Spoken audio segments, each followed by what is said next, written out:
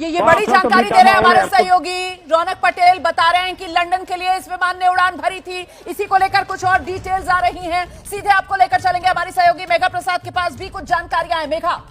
रोमाना, ये हम अब कंफर्म कर सकते हैं कि ये एयर इंडिया की बोइंग ड्रीम लाइनर 787 थी।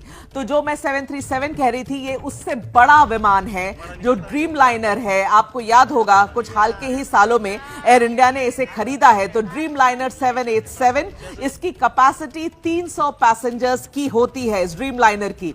इसमें इस वक्त जब ये हादसा हुआ तो 133 पैसेंजर थे और ये ड्रीम लाइनर लंदन के लिए उड़ान भर रही थी।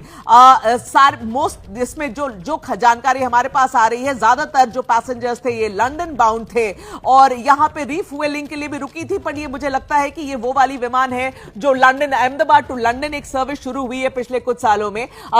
वीक में 3 या 4 बार ये सर्विस चलती है। ये मोस्ट प्रोबेबली ये वही सर्विस है और ये टेक ऑफ कर रही थी अहमदाबाद से लंदन की तरफ। ये लंदन जा रही थी, तो ये समझिए 133 लोग जो इस विमान में थे मोस्टली लंदन बाउंड थे, अगर वहां से आगे कहीं जा रहे हो। लेकिन अभी यह समझना सही होगा हमारे लिए कि लंदन, अहमदाबाद टू लंदन थी ये aircraft 787 dream liner air India की, जो कि क्षतिग्रस्त, जो क्रैश हो गई है अहमदाबाद में अभी।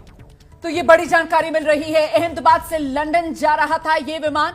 टेक ऑफ के समय, मतलब उड़ान भरने के समय, यह विमान जो है वो दुर्घटनाग्रस्त हुआ है।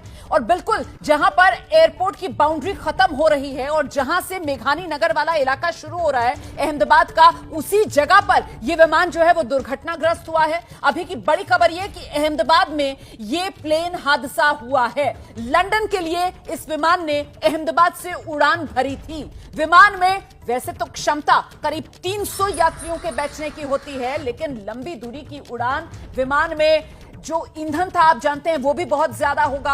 अहमदाबाद प्लेन हादसे से जुड़ी बड़ी खबर यह कि जिस वक्त यह हादसा हुआ है, शुरुआती खबर यह मिल रही है, उस वक्त इसमें करीब 133 यात्री मौजूद थे। वैसे बड़ा विमान होता है और लंबी दूरी के लिए इस विमान ने उड़ान भरी थी, तो पूरी तरीके से फ्यूल टैंक जो है वो ईंधन से भरा होगा। और ऐसे में अचानक से उड़ान भरते साथ ही जो एयरपोर्ट की बाउंड्री है, मतलब एयरपोर्ट की जो 4 दीवारी है, वहीं जाकर यह विमान क्रैश हो जाता है। अपने आप में एक बड़ा हादसा। और देखिए, इससे पहले मैं आपको एक और जानकारी देती चलती हूं। अहमदाबाद एयरपोर्ट पर ही 19 अक्टूबर 1988 साल था जब एयरलाइंस क्रैश हुई थी, जिसमें 133 लोगों की जान गई थी।